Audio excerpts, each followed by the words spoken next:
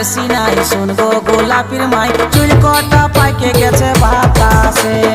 আলোচনা করব ঘরে রাজি হয় যদি তবে বিহা দিব এই ফাগুন মাসেতে।